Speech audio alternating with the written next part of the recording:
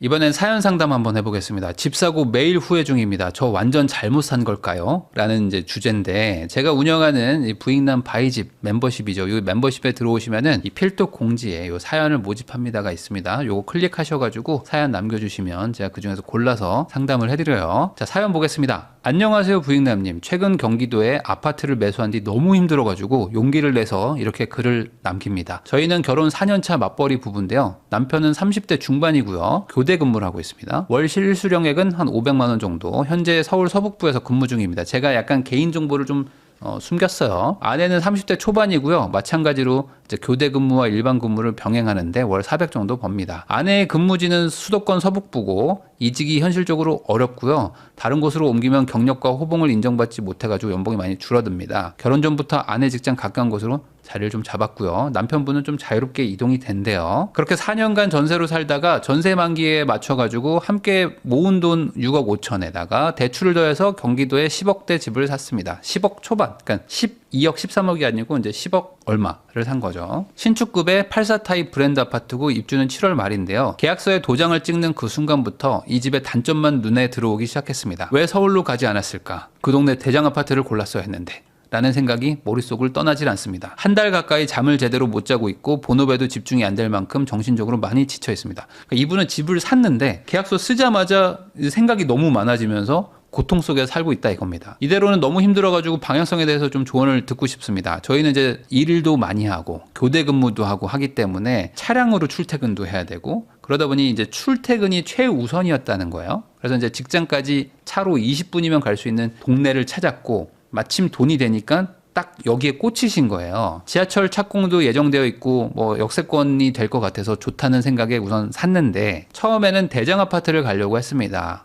상권도 좋고 다 좋더라고요. 근데 이제 가격이 12억에서 12억 중반 정도 됐는데 대출 받고 뭐 하려니까 돈이 하나도 안 남는, 그러니까 이 집 사면은 모든 전 재산의 대출까지 다 탈탈 털어서 사야 되는 게 부담스러웠다. 아이가 생겨가지고 한 명이 육아휴직이라도 하면은 못 버틸 것 같다는 생각도 컸고요. 그러다 보니까 거기서 한 칸 좀 멀리 보면 어떨까라고 생각해서 한 블록 뒤를 봤더니 도보 7분 정도 멀어지기는 하지만 가격이 1억 5천만 원이나 저렴하더라고요. 그 가격에 마음이 가버린 겁니다. 근데 그게 실수 같아요 라는 겁니다. 집은 내가 살기 좋은 곳이 아니라 남들도 살기 좋은 곳을 사야 된다는 걸 머리로는 알았는데 막상 싸게 산다니까 여기에 꽂힌 거죠. 정작 선택할 때는 출퇴근 동선만 생각해서 대중교통이 불편한 곳을 골라버렸어요. 지하철 착공이 확정됐다고는 하지만 가격도 선반영된 것 같고 긴 공사 기간을 고려하면 그냥 서울 살 걸이라는 생각이, 신축의 84 타입 대단지라는 조건만 골랐는데 오히려 그게 더 불리하게 작용하는 거 아닌가라는 두려움도 생기고요.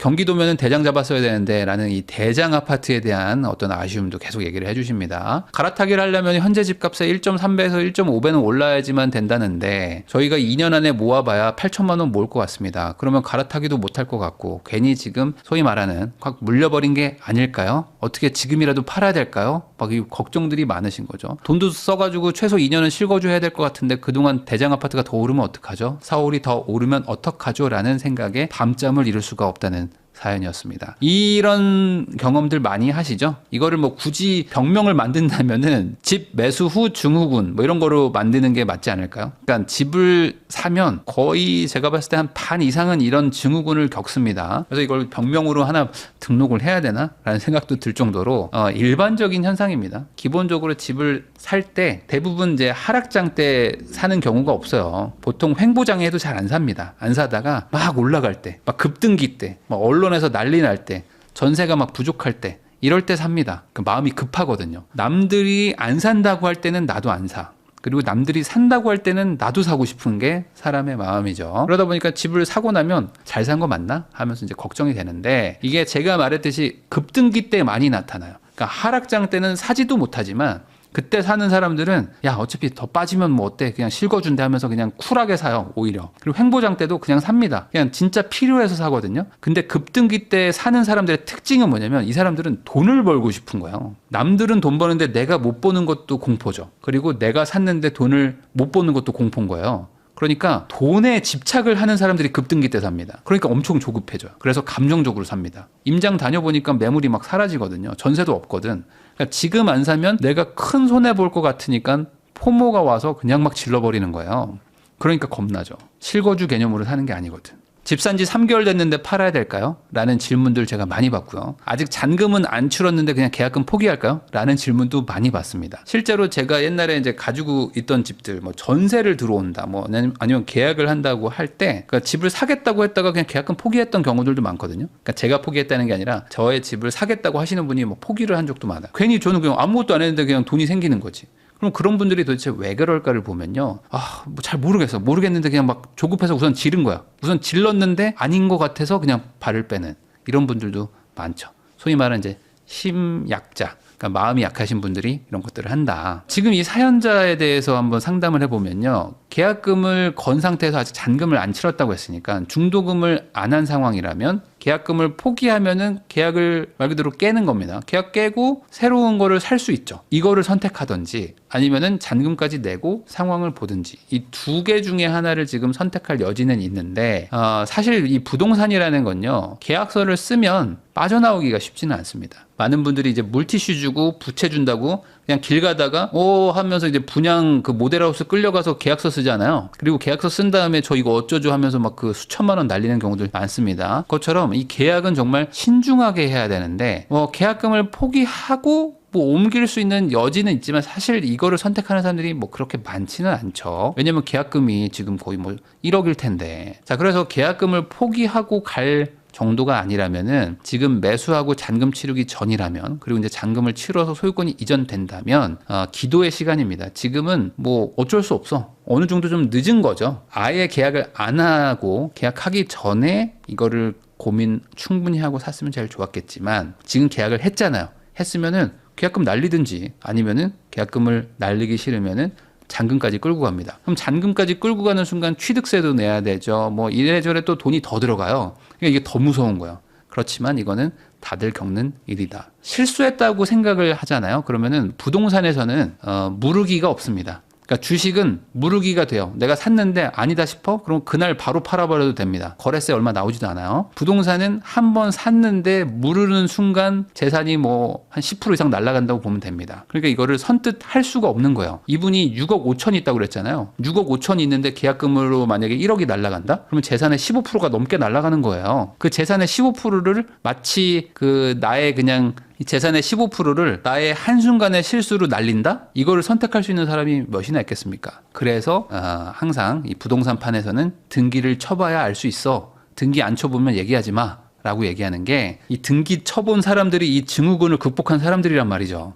이걸 극복을 한번 해봐야 다음번에 더 단단해지기도 합니다. 자, 그래서 실수했다고 만약에 생각이 들더라도 이번에 해결 방법이 없을까요는 없다. 다음번에 잘해서 만회하는 거죠. 자, 집매수 증후군 치료법은 하나밖에 없습니다. 나보다 더 비싸게 누군가 신고가를 찍어주면 치료가 된다고 제가 몇 번 말했죠. 그 전까지는 그냥 계속 겪는 거예요. 자, 그러면 사연자가 정말 실수를 한 걸까를 한번 따져볼게요. 자, 이분은 지금 뭐 경기도권에 하나 샀는데 그 돈으로 그냥 서울 살 걸. 그리고 대장 살 걸 이런 고민을 하신 거죠. 자, 그러면은 서울은 무조건 더 오를까? 대장 아파트는 무조건 더 오를까? 이 두 개가 참이라면 이분은 실수한 게 맞죠. 서울을 살 수도 있었고 대장을 살 수도 있었는데 안 샀으니까 실수한 거죠. 자, 그럼 이게 맞냐? 정답은 그럴 수도 있고 아닐 수도 있다. 그럴 수도 있고 아닐 수도 있다. 이게 뭔 답이야? 근데 부동산 투자라는 게 원래 그렇습니다. 이 부동산이 뭐 1차 방정식이 아니에요. 이건 되게 고차원의 방정식이기 때문에 단순히 뭐 A면 B인가요? 라는 식으로 쉽게 생각하시면 안 된다. 서울 아파트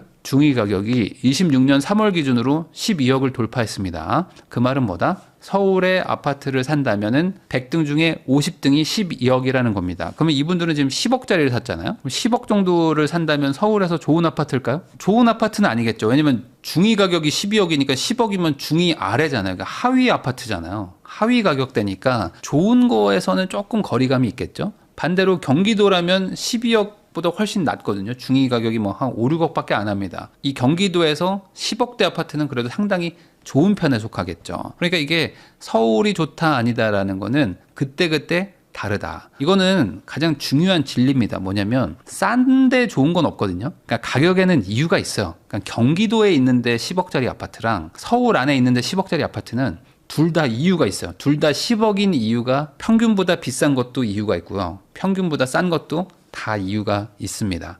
그래서 그냥 가격으로 비교하시는 게 제일 좋아요. 그러니까 서울에 있는 10억이나 경기도에 있는 10억이나 그게 그거다. 자, 이분들 보면은 대장 아파트가 12억대였어요. 근데 한 블록 뒤에 있는 게 1억 5천이나 싸네? 도보 7분밖에 안 멀어지지만 우리는 어차피 자차로 출근하잖아. 의미 없잖아. 라고 하면서 야, 이거 싼 물건이다 라고 생각하신 이 부분 있죠. 이건 좀 잘못한 게 맞죠. 잘못한 게 맞는데 이것도 무조건 실수다라고 말하기도 애매한 부분이 있습니다. 왜냐면 이분이 이제 사고 나니까 계약서 쓰고 나서 아차 싶었던 거죠. 대장 사라고 그랬는데 라고 생각이 그때 났지만 이게 이유는 있습니다. 왜냐면 대장 단지 사람들이 바보라서 1억 5천 더 주고 살까요? 그럴 리가 없잖아요. 자기 재산에 거의 전 재산을 투자하고 대출까지 끼면서 집을 사는데 어떻게 사람들이 대충 사겠습니까? 아주 신중하게 사죠. 그러니까 가격의 차이가 있다는 거는 이유가 있다는 거죠. 이거는 살아보면 압니다. 살아보면 보통 1억 5천의 차이가 바로 느껴져요. 아, 저기가 좋구나 라는 거는 살아보면 안다. 이걸 뭘로 비유를 할까 생각했는데 이런 게 좋을 것 같아요. 아반떼가 있고 소나타가 있잖아요. 아반떼랑 소나타가 요즘에 이제 패밀리룩 뭐 이렇게들 많이 하니까 좀 비슷비슷하단 말이에요. 그러면은 이분의 논리는 이거죠. 아반떼랑 소나타랑 뭐 별 차이도 없는데 야 800만 원이 싸. 그러니까 아반떼가 더 좋은 거 아니야? 라고 아반떼를 사는 거죠. 그런 개념이라고 보면 돼. 그러면 소나타 차주들이 뭐라고 그래요? 아니, 소나타가 더 좋지 라고 얘기를 할 거 아닙니까? 아반떼가 아무리 좋아져도 소나타가 더 좋을 거 아니에요. 그러니까 대장 아파트는 괜히 대장이 아니다. 자, 그러면 대장 아파트인 건 인정. 그러니까 비싼 건 인정이에요. 근데 그게 수익률이 더 좋을까요? 이거는 또 상황마다 다르다고 제가 말씀을 드렸잖아요. 기본적으로 하락하다가 상승으로 전환하는 그 턴어라운드 구간 있죠. 이때는 대장이 먼저 갑니다. 그리고 대장들이 상승폭이 더 커요. 그러니까 이렇게 하락하다가 상승으로 전환될 것 같은 동네에서는 대장 사는 게 맞죠. 그게 훨씬 더 유리하니까. 근데 동네마다 달라요. 상승장이 이미 시작됐어요. 이 동네는 상승하고 있어. 가격들이 막 올라가고 있어요. 그러면은 알 수 없습니다. 이때부터는 알 수 없는 거예요. 진입 시점에 따라서 다르기도 하고요. 내가 웃돈 주고 샀나 뭐 아니면 좀 싸게 샀냐. 그리고 규제가 뭐 나를 규제 대상으로 잡냐 아니냐. 뭐 대출이 여기서 나오냐 안 나오냐 이런 것들 따라서 금매를 사는 경우도 있고 뭐 웃돈 주고 사는 경우도 있어가지고 상승장이 지속되는 경우에는 꼭 대장이 무조건 좋은 수익률을 보장하지는 않습니다. 그리고 오히려 상승장 후반부로 가잖아요. 그러면은 지역 내에서 약간 좀 못난이 취급받는 단지들이 있습니다. 아, 여기는 안 사라고 하면서 안 올랐던 곳들이 있어요. 안 올랐던 곳들이 대장이나 뭐 중간급들도 막 이미 달리고 있는데 우리만 안 가고 있어. 이런 단지들이 마지막에 쭉 올라가면서 상승률이 확 높아지는 구간도 있거든요. 그러니까 그때그때 다른 거예요. 그때그때 다르다. 갈아타기를 하려면 현재 집값의 1.3배에서 1.5배는 올라야지 각종 비용을 감당할 수 있다고 하던데요. 이 말은 뭐 틀린 건 아닙니다. 우리나라는 보유세가 낮고요.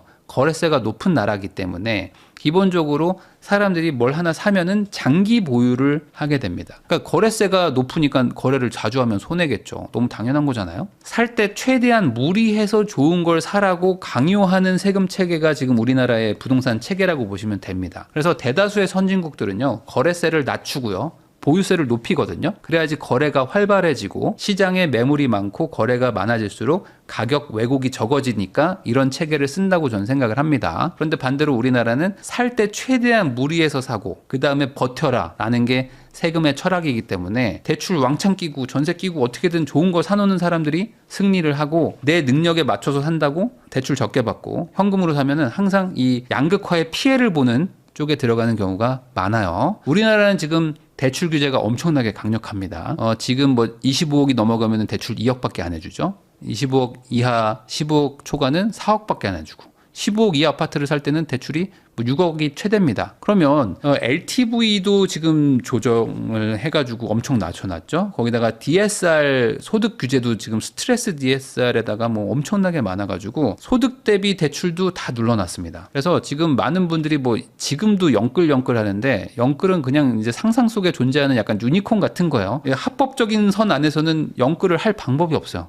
우리나라에서는 대출 규제도 소득도 규제하고 총액도 규제하고 있기 때문에 말이죠. 자, 대출이 가능했는데 일부러 적게 받는 거는 사실 이런 상황에서는 실수가 맞죠. 왜냐면 거래를 자주 할수록 손해가 나오는 세금 체계에서 굳이 내 능력이 좋은데도 불구하고 안 한 거잖아요. 더 좋은 집을 샀으면 더 수익률도 좋든지 최소한 거래세라도 아꼈을 텐데 이분들이 소득이 나쁘지 않았죠. 근데 이 정도의 집을 산다는 거는 뭐 아까 말했듯이 뭐 현금도 꽤 있으셨고 조금 더 썼어도 괜찮았을 수는 있겠다라는 생각은 듭니다. 그럼 이게 실수라면은 이번에 해소는 안 되고요.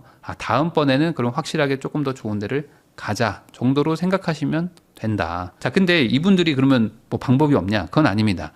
저 잘못 산 거 아닐까요? 라는 생각이 계속 든다면 지금은 이걸 할 수는 있어요. 뭐냐? 부대 비용과 세금을 많이 썼으니까 최소 2년은 실거주할 생각이라고 얘기를 해주셨는데 이것도 잘못된 생각입니다. 뭐냐면 2년 실거주를 하는 이유가 뭐죠? 2년 실거주를 하면 양도세가 비과세가 되기 때문입니다. 이분들은 지금 10억 정도짜리 샀으니까 12억까지는 양도세가 비과세잖아요. 2년 살고 팔게요라는 거는 양도세 비과세 받으려고 하는 건데 양도세 비과세는 양도 차익이 있어야지 세금이 있는 거잖아요. 그러니까 양도 차익이 없으면 세금도 없으니까 실거주할 필요도 없다. 내가 잘못 샀다 싶으면요. 지금이라도 그냥 팔면 돼요. 그러면은 내가 팔았을 때 손해를 안 보려면 얼마나 오르면 될까요? 5% 정도 오르면 충분합니다. 왜냐하면 내가 취득세 낸 거, 법무사 중개비 이런 것들 낸 거 있잖아요. 그런 것들을 대충 모아보면은 대략 4에서 5% 정도 되거든요. 그러면 내가 만약에 10억에 샀어요. 그러면 10억 5천만 원에 올려놓는 겁니다. 5% 오른 가격에 내놓으세요. 만약에. 그 다음에 팔리면 그냥 이동하면 되는 겁니다. 그럼 나는 금전적으로 손해본 거는 별로 없거든요. 요 5%면은 이사비도 나올 겁니다. 그러면 지금 이 분위기에서 5% 오르는 게 어려울까요? 그렇게 어렵지 않을 수도 있습니다. 10억짜리가 10억 5천이 되는 거는요. 어떤 경우에는 며칠 만에 아니면 몇 주 만에도 되거든요. 그러니까 내가 진짜 잘못 샀다고 나는 막 잠도 못 자고 있잖아요. 그러면은 그냥 잔금 잘 치르시고요. 5% 오른 가격에 내놨는데 누가 산다? 바로 팔아버리세요. 그러면 된다. 자, 근데 문제가 있죠. 그냥 팔면 될까요? 안 되죠. 팔고 나서 대안을 준비를 해야 되겠죠. 그러니까 지금 이분은 뭔가 해결책을 달라고 하셨잖아요. 그러니까 걱정만 하고 있는 건요, 해결책이 아니에요. 내가 뭐 기도한다고 진짜 이게 해결이 되겠습니까? 그러면 해결책은 뭐냐? 지금 대안을 찾는 거야. 내가 만약에 이 집을 계약을 안 했다면 그러면 내 돈으로 어디를 더 사는 게 좋을까? 그때는 조급해가지고 감정적으로 결정했지만 이번에는 아니잖아요. 어쨌든 난 집을 하나 사놨으니까 같은 돈으로 더 좋은 데가 뭐일지를 이 걱정할 시간에 열심히 공부를 하시란 말이에요. 그렇게 하다 보면은 대안이 있을 수가 있죠. 내가 이번에 실수하면 안 되니까. 그러면 5천만 원만 오르는 때, 그때가 언제일지 모릅니다. 일주일일 수도 있고 몇 달일 수도 있고 뭐 몇 년일 수도 있겠죠. 그렇지만 오르는 그때가 되면은 바로 팔아버려. 그러면은 금전적으로 손해가 하나도 없으니까. 그러면 이걸 팔아서 바로 거기 내가 준비해놨던 대안으로 옮긴다라는 그 방향을 열심히 찾고 있는 게 진정한 해결책입니다. 근데 대안이 안 떠올라. 그러면은 그냥 이거 가지고 가는 거죠. 그렇게 생각하셔야지 막연하게 걱정만 하고 막연하게 뭐 제가 기도하라고 했지만 뭐 모든 신을 찾으시면서 아침마다 뭐 이렇게 물 떠놓고 기도한다고 해결되는 거는 하나도 없으니까 오히려 이럴 때일수록 좀 냉정하게 대안을 찾아보시는 거를 추천드리고 그렇게 해보시면 다음번에는 더 좋은 선택을 할 수 있을 거라고 생각합니다.